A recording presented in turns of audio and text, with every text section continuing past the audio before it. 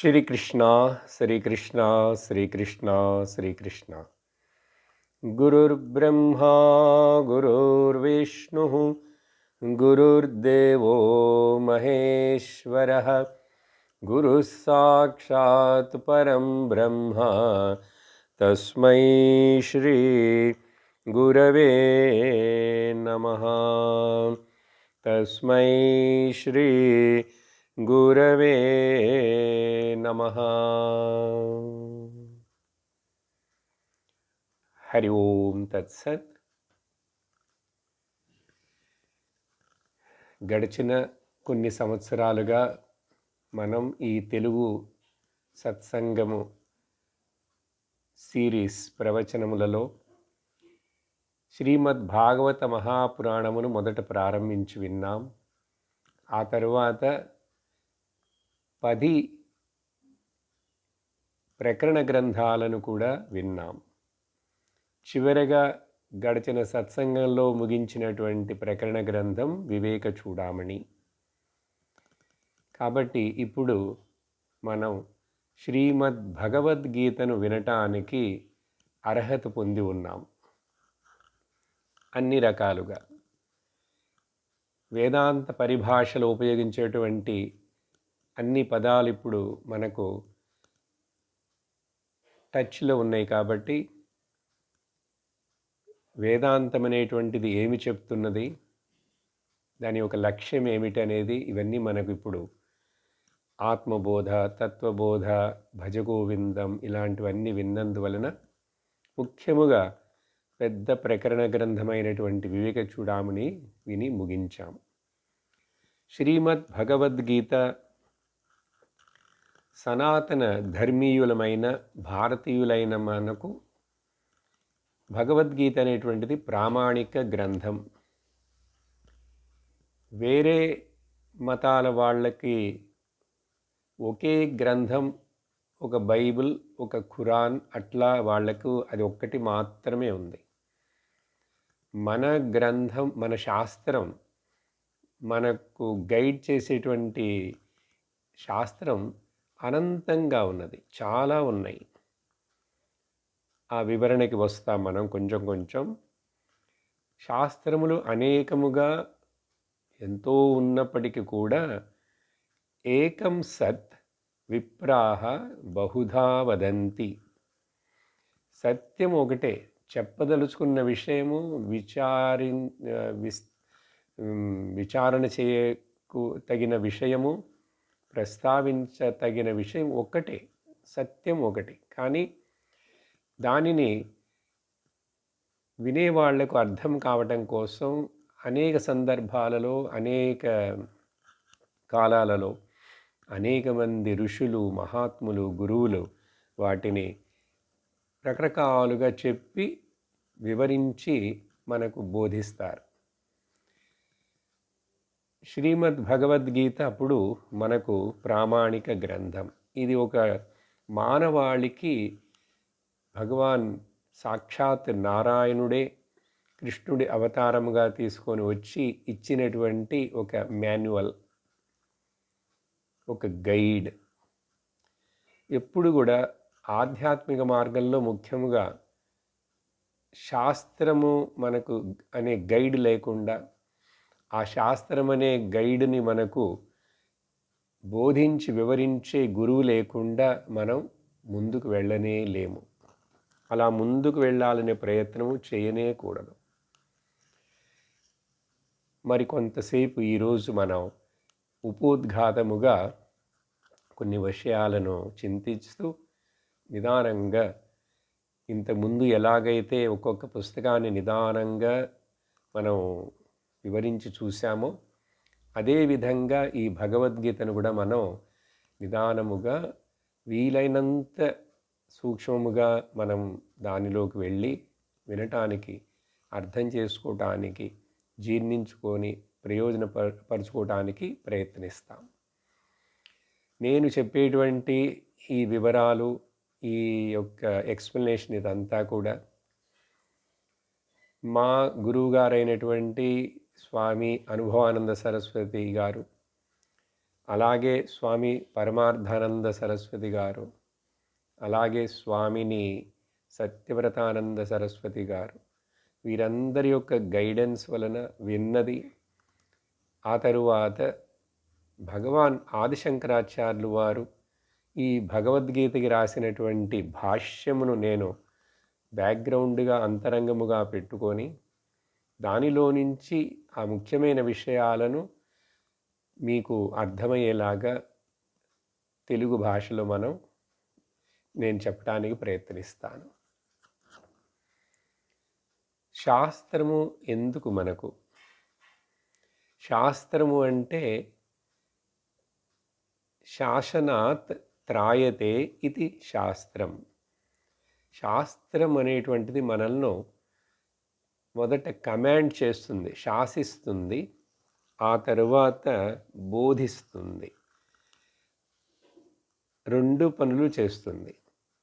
శాస్త్రమాత ఎలాగైతే తల్లి పిల్లవాడిని మొదట అదుపులో పెట్టడం కోసం వాడిని కంట్రోల్ చేస్తుంది, కొన్ని భయాలను చెప్తుంది, కొన్ని రిస్ట్రిక్షన్స్ పెడుతుంది.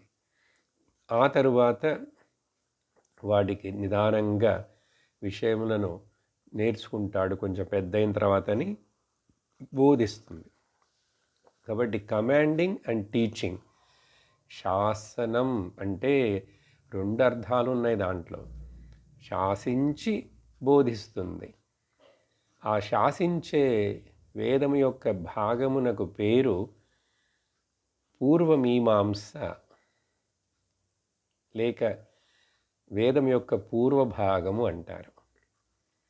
ఆ పూర్వభాగంలో పూర్వమీమాంసలో వేదమునందు ధర్మము, కర్మము, ఉపాసనము అంటే ధర్మము చెప్తూ కర్మయోగను ఉపాసన యోగమును మనకు బోధిస్తాయి.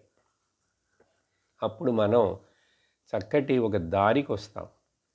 అలా దారికి వచ్చి మనలో అర్హత కలిగినప్పుడు ఆ వేదం యొక్క ఉత్తర భాగం లేక వేద అంత భాగం మనకు జ్ఞానకాండమును బోధిస్తుంది, జ్ఞానమును బోధిస్తుంది. అప్పుడు కమాండ్ చేయటము, బోధించటము, టీచింగ్ చేయటము రెండూ అవసరమే. అందువలన పూర్వభాగము జీవితంలో కొంతకాలం దాని యొక్క ముఖ్యత్వం ఉన్నది. దాని ద్వారా మనం చిత్తశుద్ధిని ఏర్పరచుకొని చిత్త ఏకాగ్రతను పెంపొందించుకొని ఆ తరువాత వేదం యొక్క అంత భాగమైనటువంటి జ్ఞానకాండమునకు వచ్చి వింటే మనకు అర్థమవుతుంది. కాబట్టి ఈ వేదం శాస్త్రమును ముఖ్యముగా మనం విభజించి చూస్తే ఎంతో పెద్దదని చెప్పాము. శాస్త్రం అనంతంగా ఉంది. దాంట్లో ముఖ్యముగా మొదటి శృతి. శృతులు, శృతి అంటే వేదములు అని అర్థం. అవి విన్నారు ఎవరో, అవి మరలా బోధించారు, ఆ మళ్ళా ఎవరో విన్నారు. ఇలా బోధిస్తూ వింటూ బోధిస్తూ వింటూ ఇది శృతి పరంపర, కర్ణ పరంపరగానే వస్తున్నది. కాబట్టి వాటిని శృతులు అంటారు. అవి వినపడినాయి, చెప్పబడినాయి. అందుకని వేదములకు మరొక పేరు శృతులు. వేదములు 4 ముఖ్యమైనవి మనకు తెలుసు. ఋగ్వేదం, యజుర్వేదం, సామవేదం, అథర్వణ వేదం. ఈ ఋగ్వేదం వచ్చి అంతా కూడా పొయిటికల్గా రిసైట్ చేయటానికి అనుగుణంగా ఉంటుంది. కాబట్టి దానిని మెమరీ చేయటం కూడా ఈజీ. అది ఎంతో పెద్దదిగా ఉన్నది. కానీ ఇప్పుడు మనకు దొరికేటువంటివి ఒక 20,000 మంత్రాలు అనేది చెప్తారు ఋగ్వేదం. ఆ తర్వాత యజుర్వేదము అంతా కూడా ప్రోజ్ ఆర్డర్లో ఉంటుంది. సామవేదము కూడా గానం చేసే విధంలో కొంచెం ప్రత్యేక రీతిలో గానం చేయటం అలా ఉంటుంది. వీటిల్లో నుంచి కొంచెం పొయిటికల్, కొంచెం ప్రోజ్ ఆర్డర్ ఇట్లా అన్నిటినీ కలుపుకొని ఉంటుంది అధర్వణ వేదం. కాబట్టి 4 వేదాలు, ఆ తరువాత వాటిలో ఉపవేదాలు కూడా ఉంటాయి. ఆ తర్వాత ముఖ్యముగా మనం ఈ వేదములు, శృతులు అనేటువంటివి ఎవరు మొదట ఎవరికి చెప్పారు, ఎట్లా అవి వచ్చినాయి అంటే, ఒక మనుషుడి యొక్క నోటి గుండా అవి వచ్చినవి కావు. అవి భగవంతుడు నుంచే సాక్షాత్తుగా ఉద్భవించినవి. ఆ భగవంతుడి యొక్క వాక్కు, భగవంతుడి యొక్క శ్వాస అని మనం చెప్తే అవి వేదములే. కాబట్టి వేదములు ప్రమాణము. ఈ భారతీయ సనాతన ధర్మ సంస్కృతికి అనంతకాలముగా, అనాది కాలముగా అవే గైడ్ చేస్తున్నటువంటి మాన్యువల్స్. అవి మనుషులకు మాత్రమే, వేరే జంతువులకు అక్కర్లేదు.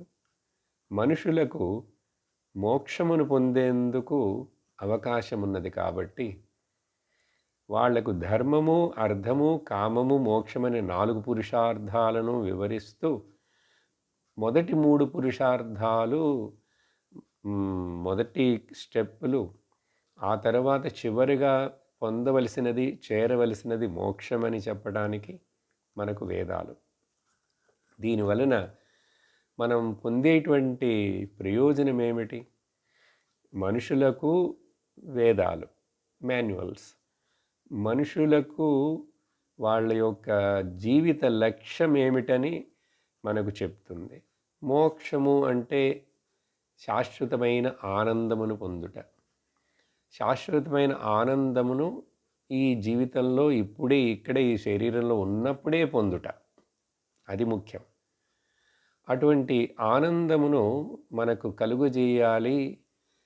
అజ్ఞానంలో ఉంటూ, దుఃఖపడుతూ, బాధపడుతూ, మరలా జనన మరణ చక్రంలో తిరుగుతూ ఉండకుండా ఈ జీవుణ్ణి కాపాడేందుకు, ఒడ్డెక్కించేందుకు ఈ శృతులు మనకు శాస్త్రము, మాన్యువల్స్గా వేదమాత అంటాం.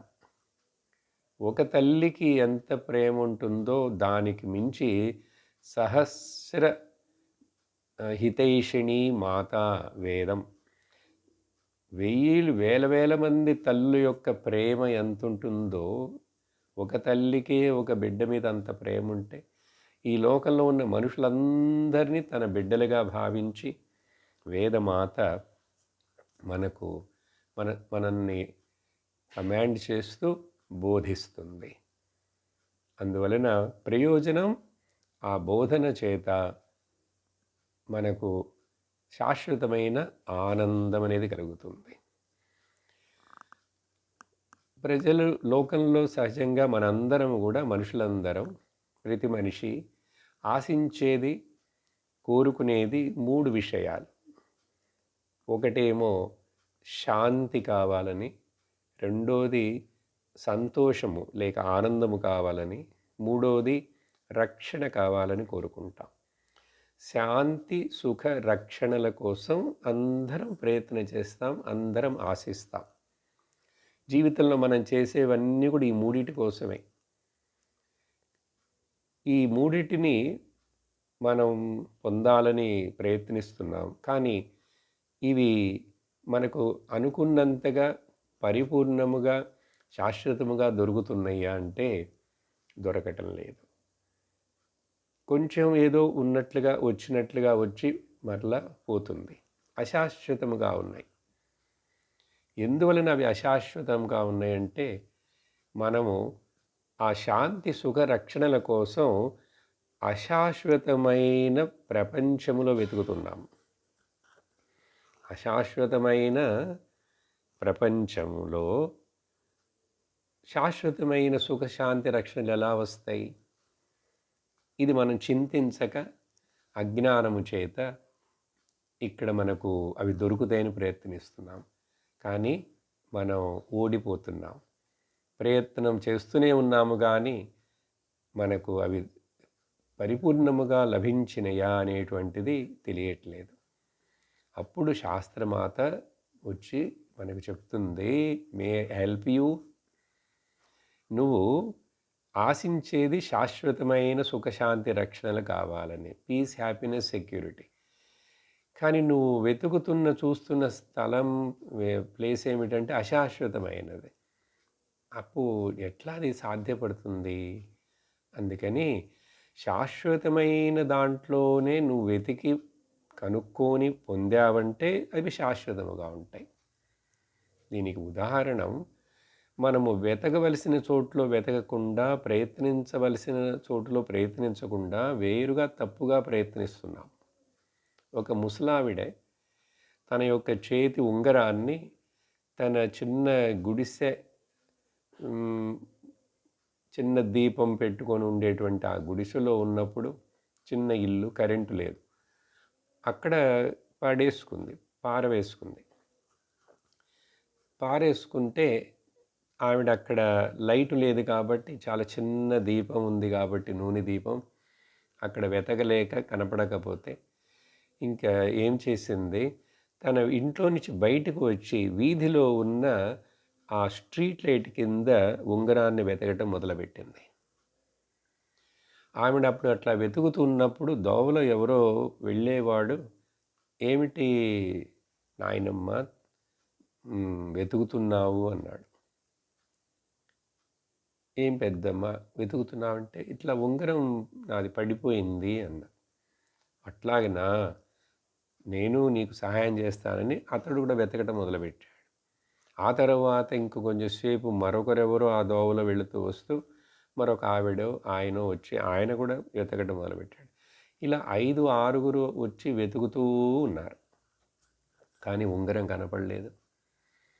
అప్పుడు ఒక వైజ్ పర్సన్, కొంచెం బుద్ధి ఉన్నటువంటి మహాత్ముడు ఎవరో ఆ దోవలో వెళుతూ, ఏమిటి వీళ్ళు ఎంతసేపు ఏదో వెతుకుతున్నారు ఇక్కడ వీధి లైట్ కింద అని అడిగాడు.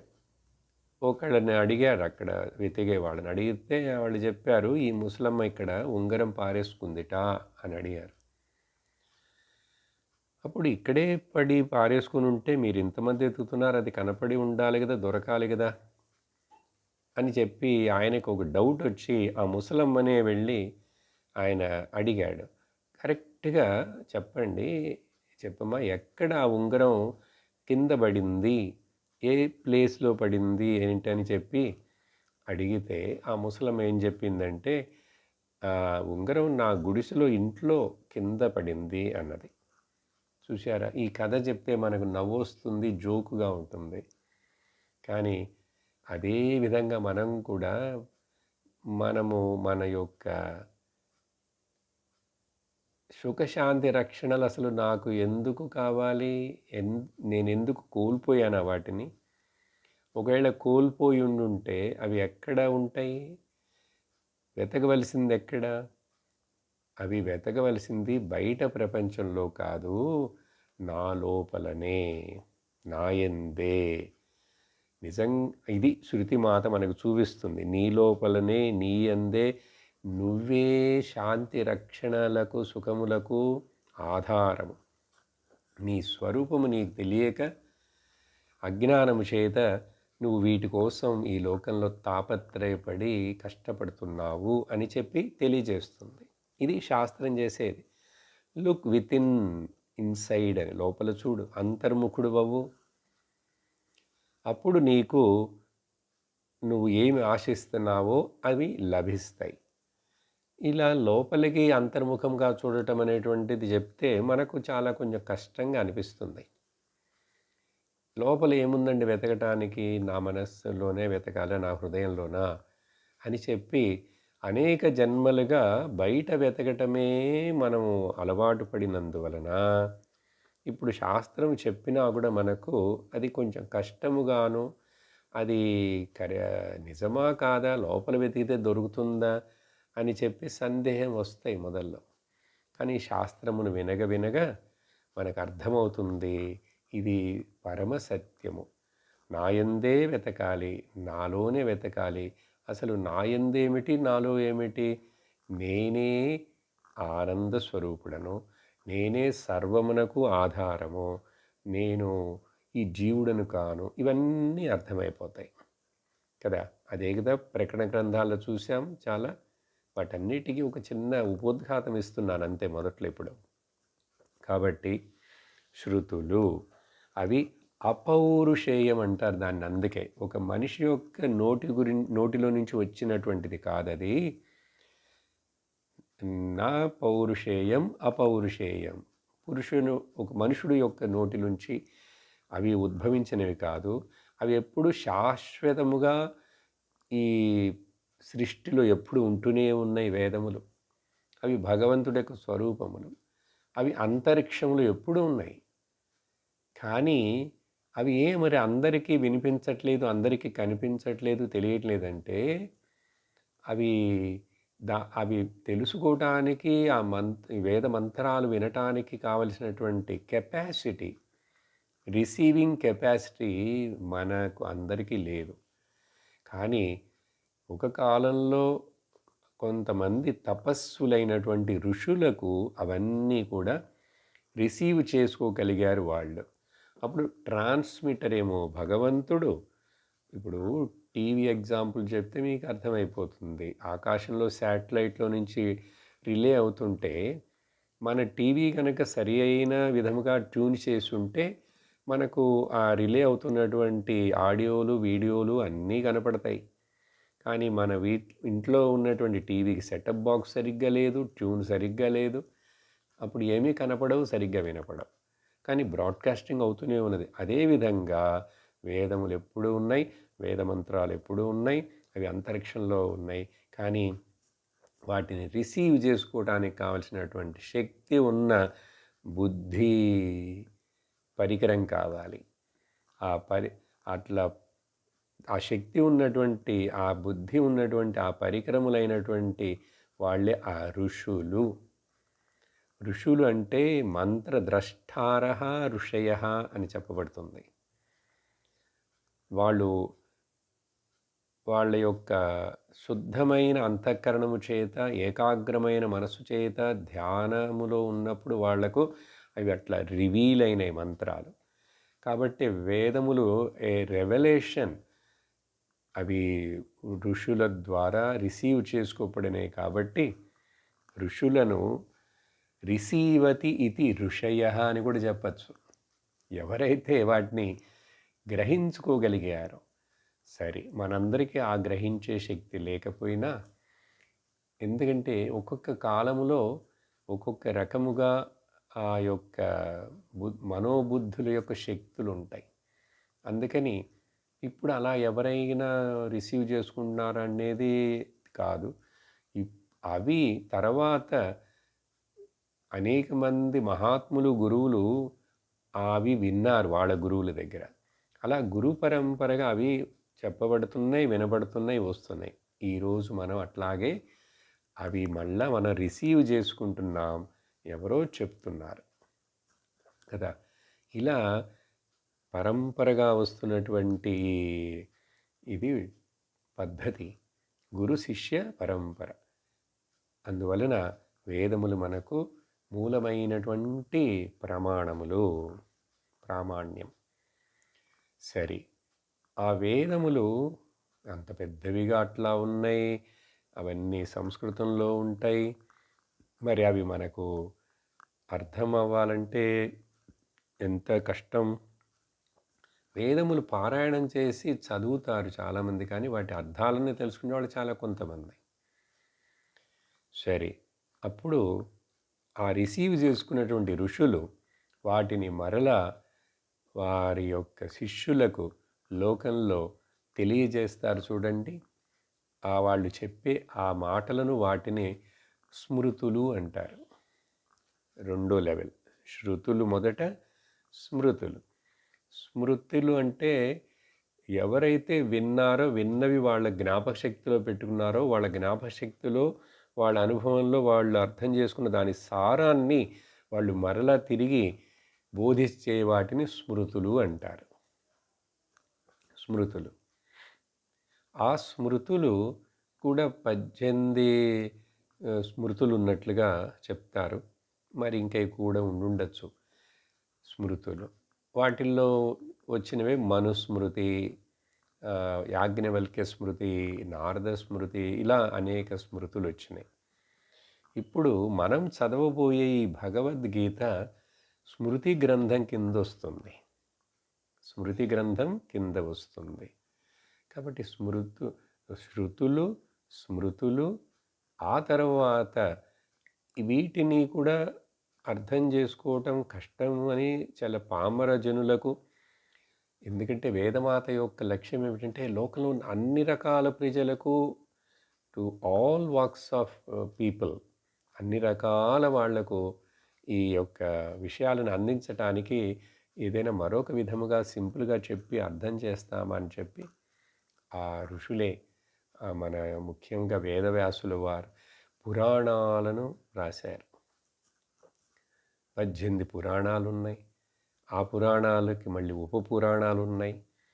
ఆ తరువాత పురాణాల్లో కథల రూపంలో అనేకము చెప్తూ, దాంట్లో అన్ని ధర్మ అర్థ కామ మోక్షాలను అన్నిటినీ కలిపి చెప్తూ, ఆయా కాలాల్లో ఆ యుగాల్లో ఉన్నటువంటి తత్వాలు, మనుషులు అన్నిటిని బోధిస్తూ మనకు వివరిస్తుంది. కాంక్రిటైజ్ చేసినటువంటి టీచింగ్. అలాగే ఆ పురాణాలు తర్వాత ఇతిహాసములు, మహాభారతము, కావ్యము లైక్ రామాయణము, ఇవన్నీ కూడా హిస్టారికల్ ఈవెంట్స్ కొన్ని. అవన్నీ రికార్డ్ చేసి మనకిప్పుడు కూడా దొరుకుతున్నాయి. ఈ స్మృతి గ్రంథమైనటువంటి శ్రీమద్ భగవద్గీత, మహాభారతం వ్యాసులు వారు రాశారు. ఆ మహాభారతంలో మధ్యలో ఒక చోట భీష్మ పర్వంలో ఈ భగవద్గీత వస్తుంది. ఆ విషయానికి మరలా ఇంకా వివరణకు వస్తాం తర్వాత. ఇప్పుడు just I'm giving the sketch of the tree of the శాస్త్ర. అప్పుడు శృతులు, స్మృతులు, పురాణాలు, ఇతిహాసములు, ఆ తరువాత ఇప్పుడు మనకు అనేక మంది ఇంకా ఏవో చిన్న చిన్న పుస్తకాలు రాసి ఇవెన్నో ఉన్నాయి ఆయా భాషల్లో, ఆయా ప్రాంతాల్లో, అన్ని కాలాల్లో. సరే, ఇప్పుడు మనకు ముఖ్యముగా వేదాంతము జ్ఞానకాండమునకు ముఖ్యత్వం ఇస్తూ అర్హత వచ్చినటువంటి ఆ సాధకులు ఏమి వినాలి, ఎట్లా వినాలి అంటే, ఈ రోజుల్లో ఈ సంప్రదాయంలో ఇప్పుడు ఆచార్యులందరూ కూడా ప్రస్థానత్రయం విను అంటారు. ప్రస్థానత్రయం అంటే ప్రస్తావించదగినటువంటి, నువ్వు ఎంటర్ కావలసినటువంటి విషయాలు శాస్త్రం ఏమిటంటే 3. ఆ ప్రస్థానత్రయంలో 3 మొదట ఏం చెప్పబడుతుందంటే ఉపనిషత్తులు. అది నేరుగా శృతిలోని వేద అంతభాగాలే కదా ఉపనిషత్తులు. ఇక్కడ మరొక పాయింట్ చెప్పాలి. వేదం అని చెప్పినప్పుడు వేదము బేసిక్గా 4 భాగాలుగా చెప్పబడుతుంది. ఒకటేమో మొదట మంత్ర భాగం, ఆ తర్వాత బ్రాహ్మణ భాగం, ఆ తర్వాత ఆరణ్యక భాగం, ఆ తర్వాత ఉపనిషత్తు భాగం. అన్ని వేదాల్లో అట్లా ఉంటాయి. అది వేద అంతమని చెప్పినందువల్ల వేదం చివరిలో చెప్పిందని అర్థం చేసుకోకూడదు. చివరిగా అసలు ఎసెన్స్, సారాంశం ఏమిటి, కల్మినేషన్ ఏమిటి అని చెప్పడం వలన వేదం యొక్క ముఖ్యమైన లక్ష్యం, బోధన ఏమిటి అనేది చెప్పడానికి వేద అంతమన్నారు. అందుకని ఆ వేదంలో చివరే వస్తుందా ఉపనిషత్తు అని అడగకూడదు. మధ్యలో అక్కడ ఇక్కడ కలిసే వస్తాయి. కానీ మనం అర్థం చేసుకోవడానికి వేద పూర్వ భాగము, వేద అంత భాగం అని చెప్తున్నాం. అర్థమైందా? అప్పుడు ప్రస్థానత్రయంలో మొదట ఉపనిషత్తులు. ఎందుకంటే ఉపనిషత్తులు నేరుగా బ్రహ్మ విద్యను గురించి బోధిస్తాయి. అవి ప్రమాణం. ఆ ఉపనిషత్తులు అనేక ఉన్నాయిట. అవి ఇప్పుడు కొన్నే దొరుకుతున్నాయిట. ఆ కొన్నిటిలో కూడా ఒక 10 ఉపనిషత్తులు చదివితే చాలు జ్ఞానం పొందుటకు, జ్ఞాననిష్టను పొందుటకని పెద్దలు మహాత్ములు ఈ రోజుల్లో చెప్తారు. ఎందువలన అట్లా చెప్పారంటే, దానికి మరొక కారణం, ఇంక సమయం అంతకంటే జీవితం చాలదు చదవటానికి, శాస్త్రానికి. ఎంతో చిన్న వయసులో ప్రారంభించినా కూడా మనిషి అన్నిటినీ చదవలేడు. అప్పుడు యొక్క ఉపనిషత్తులు 10 అని చెప్పడానికి మరొక కారణం, భగవాన్ ఆదిశంకరాచార్యులు వారు ఆ 10కి మాత్రమే భాష్యం రాశారాయన. అందువలన అది అవైలబుల్గా ఉంది కాబట్టి ఆ 10ని చదివితే చాలన్నారు. అవి ఒక ఆర్డర్లో చదవాలని కూడా చెప్పారు. సరే, అప్పుడు ఉపనిషత్తులు. రెండోదేంటి, ఉపనిషత్తులనేమో శృతి ప్రస్థానం అంటాం. రెండోది స్మృతి ప్రస్థానం. స్మృతి ప్రస్థానం అంటే ఈ భగవద్గీతను చదవాలి, క్షుణ్ణంగా చదవాలి. అందుకని భగవద్గీత స్మృతుల కింద వస్తుందని చెప్పాను కదా. సో స్మృతి ప్రస్థానం. ఆ తర్వాత మూడోది న్యాయ ప్రస్థానం. ఇప్పుడు ఇవన్నిటినీ ఇన్ని రకాలుగా ఉన్నాయి కాబట్టి చదువుతున్నప్పుడు ఆ తర్వాత కూడా అక్కడక్కడ సందేహాలు, కాంట్రడిక్షన్లు ఉన్నట్లుగా కనపడి కొన్ని ప్రశ్నలు వస్తాయి. ఆ వాటన్నిటికీ సమాధానం చెప్తూ అర్థం చేసుకోవాలి సరిగ్గా అని సమన్వయపరుచుకొని అర్థం చేసుకోవడం కోసం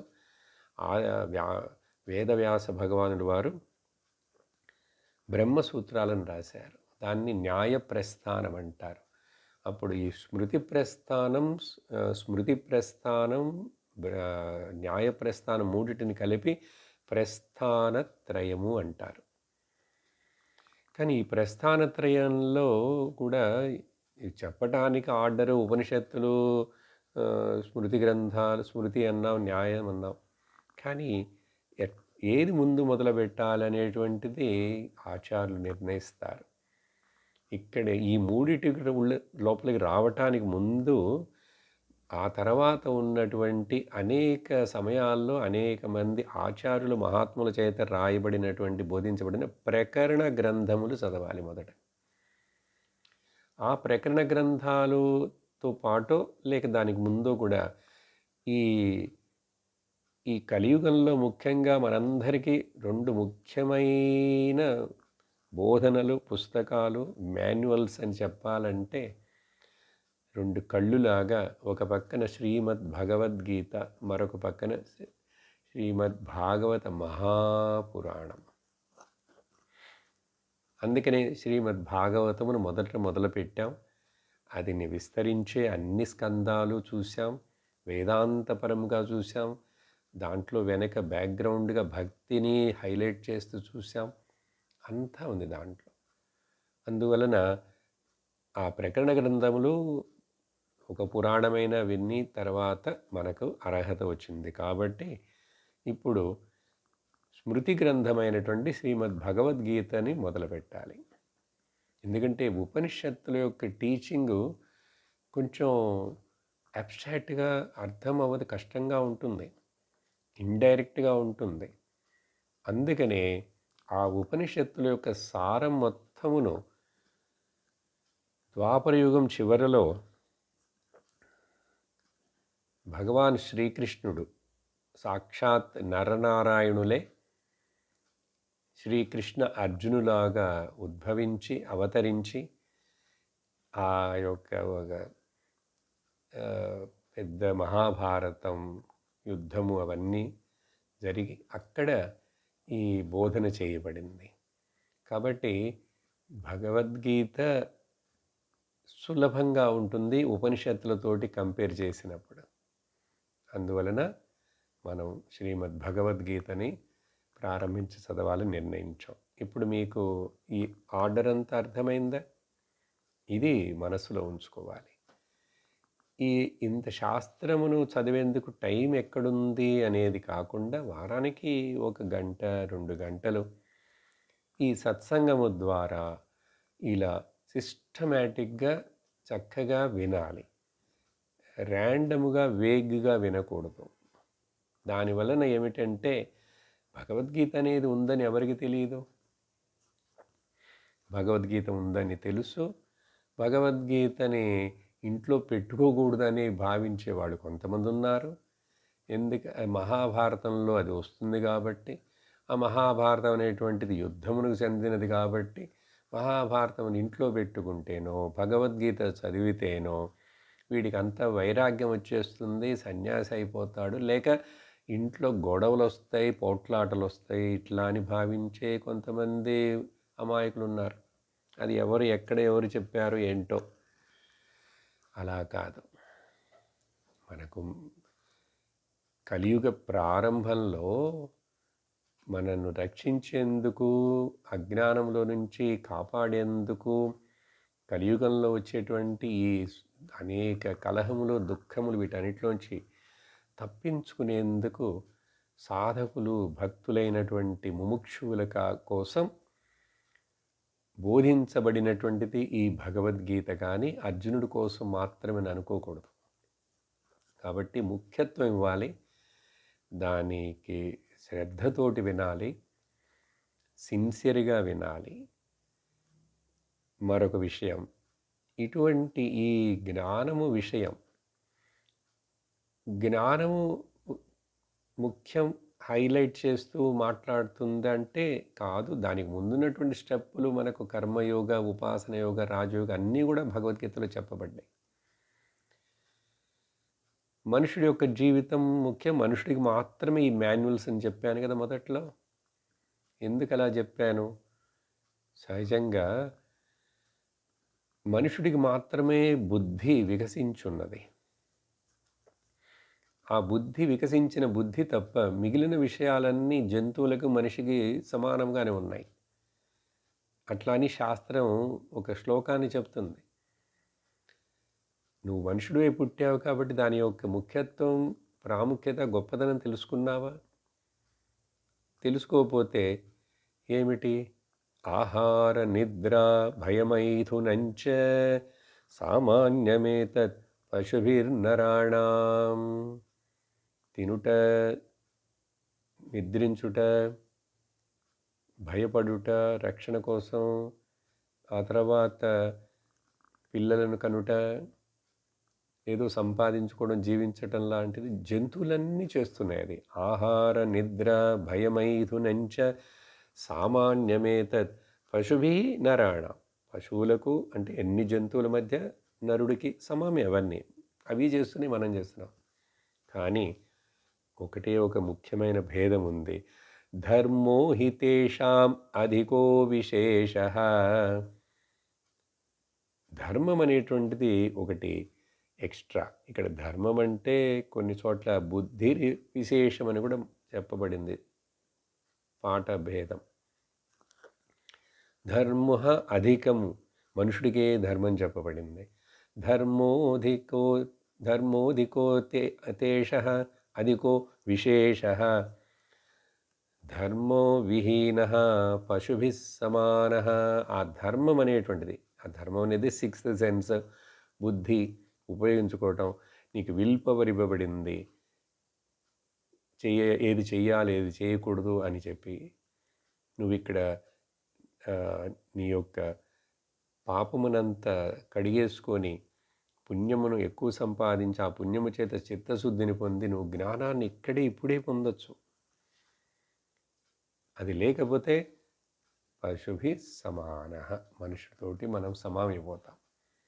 అందుచేత ఈ విషయాలన్నిటిని మనము మనస్సులో పెట్టుకొని మన యొక్క అభివృద్ధికి, మన యొక్క శాశ్వత ఈ ఆనందము, వీటి కోసం, రక్షణ సుఖం కోసం మనం శ్రవణం చేయాలి.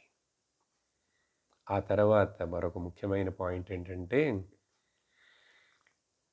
నాలోనే, నాయందే, నా స్వరూపమే ఆనందం, సుఖం, రక్షణ అంటే అది నాకు తెలియట్లేదు. ఏం తెలియట్లేదు. శాస్త్రం చెప్తుంది, మనందరికీ సహజంగా పుట్టినప్పుడు మనందరం అజ్ఞానులుగానే పుట్టాం. జన్మనా జాయతే జంతువు. ఏమిటి ఆ డ్రాబ్యాక్స్? మూడు అడ్డంకులు మనకు ఉన్నాయి మనలో. వాటిని ఏమంటామంటే శాస్త్రం 3 చెప్తుంది. ఒకటి మలం, ఇంప్యూరిటీస్ ఉన్నాయి. ఆ తర్వాత ఆవరణం, ఆ తర్వాత విక్షేపం. 3 సంస్కృత పదాలు. మలం, ఆవరణం అండ్ విక్షేపం.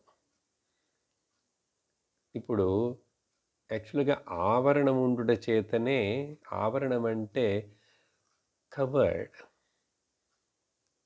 ఏదో మనల్ని మన స్వరూపాన్ని మనకు తెలియనీయకుండా మరుస్తున్నది, కప్పివేస్తున్నది ఆవరణం.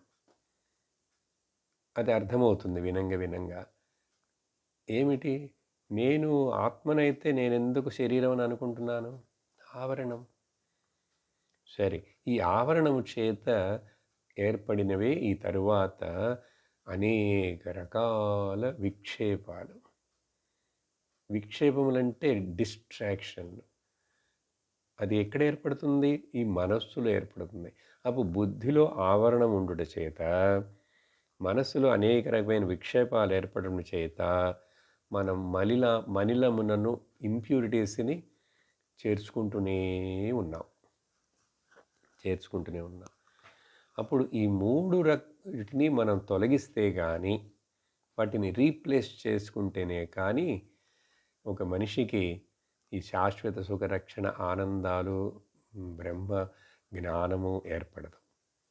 ఎలా వీటిని 3ని తొలగించుకోవాలంటే శాస్త్రం 3 మార్గాలు, 3 మందులు ఇస్తున్నది, మెడిసిన్స్. ఏమిటంటే అవి మొదట ఈ మలినం అని చెప్పాను చూసారా? చిత్తంలో అనేకమైనటువంటి మలినాలు ఉన్నాయి. మలినం అంటే కామ, క్రోధ, లోభ, మోహ, మద, మాత్సర్య ఎక్సెట్రా. ఇవన్నిటిని తొలగించుకోవటానికి మొదట కర్మయోగను బోధిస్తుంది. చూడండి, 3 ఆబ్స్టికల్స్ చెప్పాను. ఆ 3టిని తొలగించేందుకు 3 రకాలైనటువంటి ఆయుధాలు, మందు. మొదట కర్మయోగం చెప్పి, కర్మయోగం చేత నీవు యొక్క చిత్తము యొక్క మలినమును తొలగించుకో. చిత్తశుద్ధ్యర్థం కర్మయోగ. ఎందుకంటే భగవద్గీతలో 3 అధ్యాయాల నుంచి అది చెప్పబడుతుంది. ఆ తరువాత విక్షేపం అని చెప్పాను కదా, డిస్ట్రాక్షన్స్. ఆ విక్షేపములను తొలగించుకొనుటకు నువ్వు ఉపాసన యోగమును చెయ్యాలి. అక్కడే పూజ, భక్తి అవన్నీ వస్తాయి. కాన్సన్ట్రేషన్ కోసం విక్షేపములు తొలగుటకు ఉపాసన యోగ లేక భక్తి యోగం. ఆ తర్వాత ఇలా ప్రయత్నించి వచ్చి ఆ తర్వాత ఆవరణమును తొలగించుకొనుటకు అజ్ఞానమును జ్ఞానకాండం. ఇప్పుడు అర్థమైందా మీకు? అందువలన బేసిక్గా భగవద్గీత కానీ ఏమైనా ఈ శాస్త్రం అంతా ఇవన్నీ ముఖ్యంగా చెప్పేది ఈ 3 రకాలైనటువంటివి. వీటిల్లో మొదటి మెట్టు కర్మయోగం, రెండవ మెట్టు ఉపాసన యోగం, ఆ తర్వాత 3వ మెట్టు జ్ఞానయోగం. దాంతో గమ్యమును చేరేస్తాం. అందువలన ఈ 3 బేస్ చేసుకొని అంత డిస్కషన్స్ ఉంటాయి.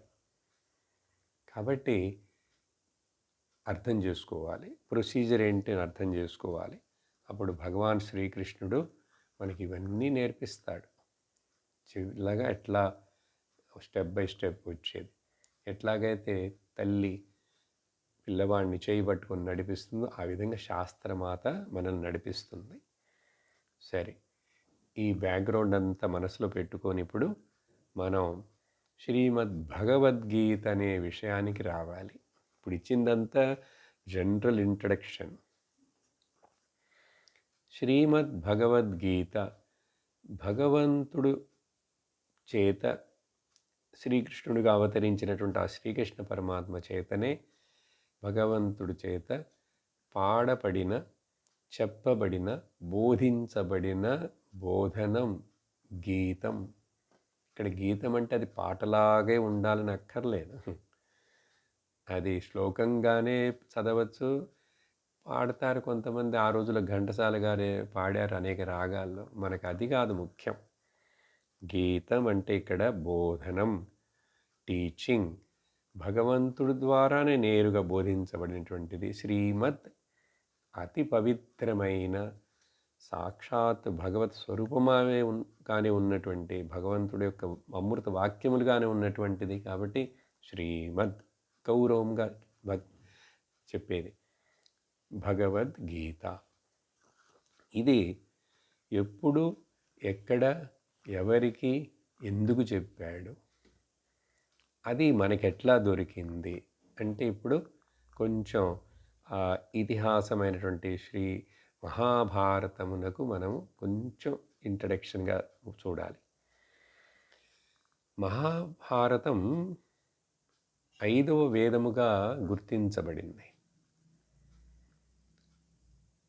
1,00,000 శ్లోకములతో కూడినటువంటి అతి పెద్ద గ్రంథం కాబట్టి పెద్ద. అది భరత వంశంలో అట్లా జరిగింది, భారతదేశంలో జరిగిందని భారముగా అది కూడా చదివి అర్థం చేసుకోవడానికి చాలా కాలం పడుతుంది. కాబట్టి మహాభారతం సహజంగా మహాభారతం ఒక పెద్ద యుద్ధం అని, లేకపోతే కథ పెద్దగా చెప్తూనే ఉంటే వాడే మహాభారతం మొదలు పెడతాడంటారు. అట్లా కాదు. సరే,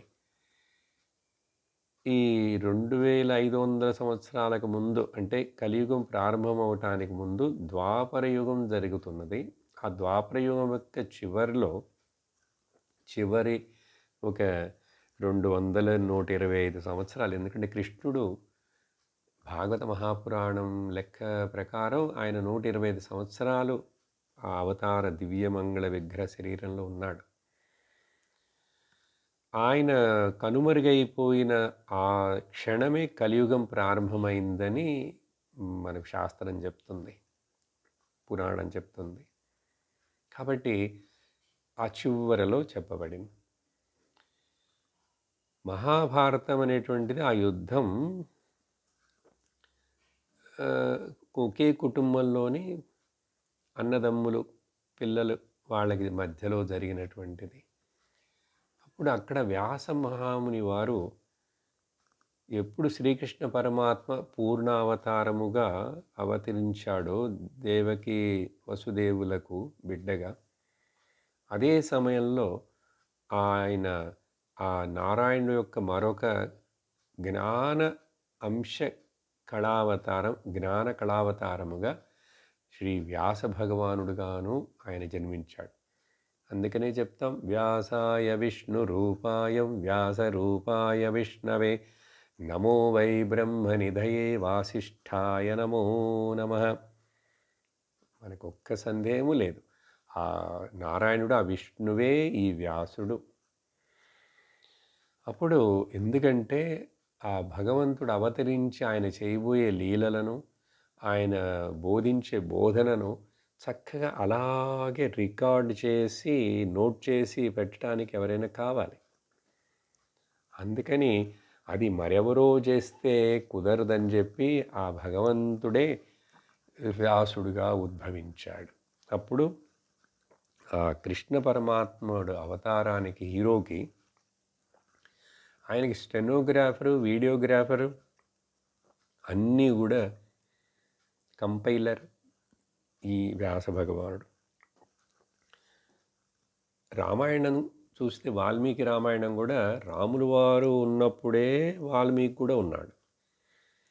ఆయన ఉన్నప్పుడే అది రికార్డ్ చేసి నోట్ చేసి రామాయణాన్ని ఆయన రాసి, ఆ రామాయణాన్ని ఆ రాములు వారి యొక్క పిల్లలైన లవకుశవులకు నేర్పించి వాళ్ళని పంపి రాములు వారి యొక్క రాజభవనంలో పాడించి, చూసారా సైమల్టేనియస్లీ అట్లా అలాంటి మహర్షులు జన్మిస్తే వాళ్ళు అదే సమయంలో ఉండి కాంటెంపరీస్గా ఈ రామాయణం అండ్ మహాభారతం. అందుకని పిల్లలకు మొదట వాళ్ళకి 2 కళ్ళు లాంటివి ఈ రామాయణ మహాభారతాలు. కొంచెం పెద్దయిన తర్వాత జీవితంలో తర్వాత 2 కళ్ళు శ్రీమద్ భగవద్గీత, భాగవత మహాపురాణం. ఎవరైతే వీటిని అలా చిన్నప్పుడే పిల్లలకి ఏ తల్లిదండ్రులు అయితే బోధిస్తూ వాటి యొక్క గొప్పతనం ముఖ్యత్వాన్ని తెలియజేస్తూ వాళ్ళకి పిల్లలకి ఆ ఇంట్రెస్ట్ని కలిగించి పెట్టారో ఆ పిల్లలు తప్పనిసరిగా చక్కటి ఆ, భారతీయ పౌరులుగా ఉంటూ వాళ్ళు చక్కగా వాళ్ళ జీవితాన్ని చుట్టూ ఉండే అనేక మంది యొక్క జీవితానికి ఉపయోగపడి సహకరించే విధంగా వాళ్ళు జీవించి మనుష్య జన్మకు సాధించవలసినటువంటి ఆ పరమ పురుషార్థాన్ని కూడా సాధించుకుంటారు. అందుకని అవేవో కథలు అని అట్లా తీసేయకూడదు. They are the fundamental pillars and foundations of our Sanatana Dharma. ఈ ఈ సనాతన ధర్మంలో మనము పుట్టడం, ఈ భారతదేశంలో జన్మించడం అనేటువంటిది దాని గొప్పదాన్ని మొదల్లో మనం గుర్తించి గౌరవించాలి. అప్పుడే ఈ శాస్త్రం మీద కూడా గౌరవం వస్తుంది. దీన్ని నిర్లక్ష్యం చెయ్యం, దీన్ని పోస్ట్పోన్ చెయ్యం ఇంక మీద. అందుకని ఈ భారతదేశం ఋషుల భూమి, వేదభూమి, కర్మభూమి, పుణ్యభూమి, త్యాగభూమి. చూసారా? ఇవి ఇక్కడ స్ట్రాంగ్ ఫౌండేషన్స్, వాల్యూస్ దాని మీద బేస్ అయి ఉంటుంది. అందుకని ఇది భోగభూమి కాదు. భోగాలు ఉన్నాయి, అనుభవిస్తారు, కానీ ఓన్లీ భోగభూమి కాదు, మెయిన్లీ ఇది. అప్పుడు ఈ మహాభారతంలో భీష్మ పర్వంలో 25 నుంచి 43 అధ్యాయం వరకు ఈ భగవద్గీత అనే టీచింగ్ అక్కడ జరిగింది. అది వ్యాసుల వారు మహాభారతంలో నోట్ చేసినట్టు, రికార్డ్ చేసినటువంటి ప్లేస్. సరేనా? అప్పుడు మనకు రామాయణం, భారతం, భాగవతం ఏది చెప్పినా కూడా, ఏ శాస్త్రం చెప్పినా కూడా ఆ పరమ సత్యమును మనకు తెలియచేయుటకే. పరమ సత్యం అంటే బ్రహ్మం. అప్పుడు బ్రహ్మమును తెలుసుకోవాలంటే ధర్మం కావాలి. ముఖ్యంగా మహాభారతం ధర్మాలు, అనేక రకాలైన ధర్మాల గురించి మాట్లాడుతుంది. మనుషుడు ఎలా జీవించాలి ఏంటని చెప్పి అనేక క్యారెక్టర్. అందుకని మహాభారతంలో చెప్పని విషయం ఇంకేమీ ఉండదు. లోకంలో ఏమున్నాయో అవన్నీ మహాభారతంలో చెప్పబడ్డాయి. మహాభారతంలో లేనిది లోకంలో ఉండదు, లోకంలో ఉన్నది మహాభారతంలో ఉంటుంది అని పెద్దల యొక్క వాక్యాలు. అప్పుడు ఆ పంచమ వేదమైనటువంటి మహాభారతం మధ్యలో ఇది చెప్పబడింది. సరే, ఆ తరువాత ఈ భగవద్గీత మొత్తం 700 శ్లోకాలని లెక్కించి చెప్పారు. ఉన్నాయి 700. ఈ 700 శ్లోకాలను 18 అధ్యాయాలుగా విభజించి పెట్టబడినాయి. ఈ 18 అధ్యాయాలకు కూడా ఒక్కొక్క పేరు ఇవ్వబడింది. ప్రతి అధ్యాయం చివరిలో ఒక పుష్పికలాగా ఓం తత్సత్ ఇది శ్రీమద్భగవద్గీతాసు అని ఏదో చదువుతాం కదా, దాన్ని పుష్పిక అంటాం. అలాగే కాదు, అది మాత్రమే కాదు, ఈ భగవద్గీత శాస్త్రమును చదివి వినటానికి ముందు, ప్రారంభించే ముందు గీతా ధ్యాన శ్లోకాలు అని చెప్పి కూడా ఒక 9 ఉన్నాయి. ఇవన్నీ ఎలా వచ్చినాయి? ఈ విభజన, డివిజన్ ఆఫ్ ది చాప్టర్స్, చాప్టర్లకి పేర్లు, ఆ పుష్పిక అని చెప్పేది, ఈ 9 ధ్యాన శ్లోకాలు, ఇవన్నీ మహాభారతంలో లేవు. అవి మహాభారతంలో లేవు కాబట్టే చాలా కాలం కిందట భాష్యం రాసినటువంటి శంకరాచార్యులు వారు ఆయన భాష్యంలో ఈ అధ్యాయాలకి పేరు లేవు, అధ్యాయాల యొక్క డివిజను లేదు. ఆయన అలా రాసుకుంటూ వెళ్ళారు. కానీ మనకు అర్థం కావటం కోసం ఆ తర్వాత కాలంలో ఒక సెంచురీకి ముందో ఎప్పుడో ఒక గొప్ప మహాత్ములైనటువంటి మధుసూదన సరస్వతి మహారాజ్ అనే ఒక జ్ఞాని, ఆయన వీటిని ఇలా విభజించి చెప్పి ఈ ధ్యాన శ్లోకాలను రాశారు. అందువలన భగవాన్ ఆదిశంకర్ల యొక్క భాష్యం ఆయన అసలు మొదటి అధ్యాయాన్ని ఆయన తాకనే లేదు.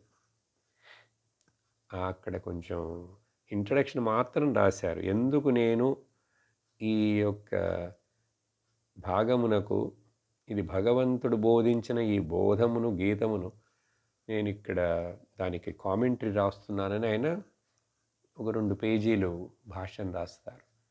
రాసేసి నేరుగా ఎక్కడి నుంచి వివరించడం మొదలుపెట్టారో తెలుసా? ఎందుకంటే ఈ ముందు మొదటి అధ్యాయాలు అంతా కొంచెం కథ అవన్నీ ఉంటాయి కదా. అప్పుడు ఆయన 2వ అధ్యాయంలో 11వ శ్లోకంలో నుంచి ఆయన బోధించడం మొదలుపెట్టారు. ఎప్పుడైతే అర్జునుడు సరెండర్ అవుతాడో అప్పుడు అక్కడ బోధించడం మొదలు పెడతారు. సరే, అయినప్పటికీ కూడా ఇప్పుడు అన్ని ఆశ్రమాలలో ఆచార్యులందరూ ఈ సంప్రదాయంగా వచ్చినటువంటి ఈ ధ్యాన శ్లోకాలని చదవటం, వాటి అర్థాన్ని కూడా వివరించి, ఆ తర్వాత మొదటి అధ్యాయము కూడా చాలా ముఖ్యమే. అది ఒక ఫౌండేషన్ చాప్టర్ లాంటిది. అక్కడే తెలుసుకోవాల్సిన విషయాలు చాలా ఉన్నాయి. అందువలన దానికి కూడా కామెంటరీలు రాశారు. అందరు ఆచార్యులు రాశారు. ముఖ్యమైనటువంటి అద్వైతాచార్యులు శంకరరు, విశిష్టాద్వైత ఆచార్యులు, ద్వైత ఆచార్యులు అందరు రాశారు. అదే మాత్రమే కాదు, ఆ తర్వాత చాలామంది సోషల్ చాలామంది లెర్నెడ్ పీపుల్ కూడా రాశారు. ఎందుకంటే భగవద్గీత అందరికీ, ఎవరు దాన్ని చూసి కొంచెం చదివి అర్థం చేసుకుంటున్నా వాళ్ళకి అది ప్రయోజనపడేట్లుగా కొన్ని విషయాలను అది వెలుగునకు తెస్తుంది. అప్పుడు ఉదాహరణమునకు కాలంలో స్వాతంత్ర సమర సంగ్రమంలో ఉన్నటువంటి బాలగంగాధర్ తిలక్ గారు ఆయన భగవద్గీతకి వ్యాఖ్యానం రాస్తూ, ఆయనకి ముఖ్యంగా ఆ కాలంలో ఆ సమయంలో ఆయన దృష్టిలో చూసినప్పుడు ఇది కర్మయోగం గురించి ఎక్కువ ఎంఫసైజ్ చేస్తుందని ఆయన యొక్క భావన. తప్పు కాదు. అలాగే పొలిటికల్ లైన్లోకి చూస్తే ఆ తర్వాత కాలంలో రాజగోపాలాచారి గారు కూడా కామెంటరీ రాశారు. ఇలా కొంతమంది భక్తిపరంగా చూశారు, కొంతమంది యోగపరంగా చూశారు, కొంతమంది కర్మయోగపరంగా, కొంతమంది జ్ఞానపరంగా. కానీ మనం ఇంటిగ్రేట్ చేసి మొత్తాన్ని సింథసైజ్ చేసుకొని చక్కగా చూడాలి. అద్వైత ఆచార్యులైనటువంటి శంకరాచార్యులు వారు చెప్పిన విధంగా. లేకపోతే మనం ఫ్రాగ్మెంటెడ్ థింకింగ్ అయిపోతుంది, ఒక రకంగానే అయిపోతుంది. మనం దేనిని నెగ్లెక్ట్ చేయట్లేదు, కానీ ఏది ముందు ఏది తర్వాత, కర్మ, యోగ, ఉపాసన, జ్ఞానం, ఇవన్నీ దృష్టిలో పెట్టుకొని మనం వినటం మొదలు పెడితే చక్కగా అర్థమవుతుంది. కాబట్టి ఆ ధ్యాన శ్లోకాలు 9 ఉన్నాయి. ఒకదాన్ని ఈరోజు ప్రారంభిస్తాను. కొంచెం అర్థం చెప్తాం, నిదానంగా అవన్నీ చూసి ఆ తర్వాత 1వ అధ్యాయంలోకి మనం ప్రవేశిస్తాం. ఆ మొదటి శ్లోకం: ఓం పార్థాయ ప్రతిబోధితాం భగవత నారాయణేన స్వయం వ్యాసేన గ్రథితాం పురాణమునినా మధ్యే మహాభారతం అద్వైతామృతవర్షిణీం భగవతీం అష్టాదశాధ్యాయినీం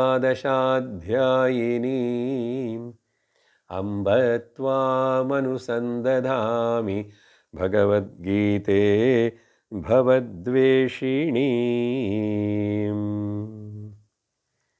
ఈ 9 శ్లోకాలు, వాటిల్లో చూస్తే ముఖ్యంగా కనపడేది ఏమిటంటే భగవద్గీతకు నమస్కారాలు. ఈ భగవద్గీతని మనకు అందించేట్లుగా చేసి మహాభారతంలో దాన్ని ఉంచి రాసిన ఆ వ్యాస భగవానులకు నమస్కారం. ఈ భగవద్గీతను బోధించినటువంటి ఆ కృష్ణ పరమాత్ముడికి నమస్కారం. 3 రకాల నమస్కారాలు. ఎందుకు ఈ నమస్కారాలు? సహజంగా ఏ కార్యమును మనం ప్రారంభించే ముందు కూడా మన సంప్రదాయంలో ఏమిటి, దైవం యొక్క కృప కోసం, దైవం యొక్క సపోర్ట్ కోసం మనం ప్రార్థిస్తాం. చిన్న కార్యమైనా సరే కదా. సహజంగా గణపతిని ప్రార్థిస్తారు అన్నీ. అట్లీస్ట్ ఓం అని చెప్తాం. ఇప్పుడు చెప్పాను కదా, ఓం పార్థాయ. ఆ ఓం అని చెప్తేనే అది మంగళము, ఆస్పిషియస్. అలా మంగళ శ్లోకాలు లేక ధ్యాన శ్లోకాలు, ప్రార్థన శ్లోకాలు ఇవి అన్నిటికీ ఉంటాయి. శంకరాచార్యులు వారు ఆయన రాసిన భాష్యాలు వాటిల్లో కూడా కొన్ని ఉపనిషత్తుల్లో అవి కొంచెం ప్రత్యేకంగా ఉంటాయి, రాస్తారు. గురువుని గురించో దేవుని గురించి కూడా కలిపి ప్రార్థన అనేటువంటిది చాలా ముఖ్యం. ఎనీ అండర్టేకింగ్ మనం తీసుకొని ప్రారంభించే ముందు ప్రార్థన చేస్తాం. ఎందుకంటే మన యొక్క శక్తి ఎప్పుడు కూడా చాలా కొంచెం. పరమేశ్వరుడు యొక్క శక్తి, ఈశ్వరుడి శక్తి అపారం, అనంతం. కాబట్టి ఆ భగవంతుణ్ణి, పరమేశ్వరుణ్ణి, ఆ గురు పరంపరను ప్రార్థిస్తున్నప్పుడు ఏమవుతుందంటే, నేను ఈ అండర్టేకింగ్ తీసుకుంటున్నాను, ఈ భగవద్గీత చదవటం అనేటువంటిది, ఈ ప్రాజెక్ట్, దీంట్లో నాకు ఏ అడ్డంకులు రాకుండా చక్కగా చదివి నిర్విఘ్నంగా నేను దీన్ని పూర్తి చేయాలి. కాబట్టి నాకు మీరందరూ సహకరించాలి. అనేక రకాలుగా మనకు సహకారం కావాలి. ఆది భౌతిక, ఆది దైవిక, ఆధ్యాత్మిక సహకారం కావాలి. అందుచేత ఈ ప్రార్థన అనేటువంటిది చాలా ముఖ్యం ఈరోజు మనం. కాబట్టి ఒకటేమో చిత్త ఏకాగ్ర అవుతుంది, కొంచెం చదివితే శాంతం అవుతుంది, ఫోకస్ అవుతుంది. తర్వాత మన కన్నుకి తెలియనటువంటి అదృష్టమైనటువంటి సీనబుల్ ఆ ఆబ్స్టికల్స్ అన్నీ కూడా తొలగిపోతాయి. అందువలన ప్రార్థనలు దీంట్లో విషయమంతా వస్తుంది. ఈ మొదటి శ్లోకంలో వచ్చేటువంటి ముఖ్యమైన అంశం ఏమిటి, దాని యొక్క అర్థం ఏమిటి, ఇవన్నిటిని కూడా మనం వచ్చే సత్సంగంలో ప్రారంభించి విందాం. సో అందరు కూడా ఎవరెవరైతే శ్రద్ధతోటి వింటున్నారో ఈ భగవద్గీతను కూడా అదేవిధంగా ప్రతి సత్సంగమును విని దాన్ని అర్థం చేసుకొని జీర్ణించుకొని మీ జీవితాలలో ప్రయోజనపరుచుకుంటారని ఆశిస్తూ భగవంతుని ప్రార్థిస్తూ, ఓం పూర్ణమద పూర్ణమిదం పూర్ణాత్ పూర్ణముదచ్యతే పూర్ణస్య పూర్ణమాదాయ పూర్ణమేవావశిష్యతే. ఓం శాంతి శాంతి శాంతి. హరి ఓం శ్రీ గురుభ్యో నమః. హరి ఓం. హరి ఓం తత్సత్.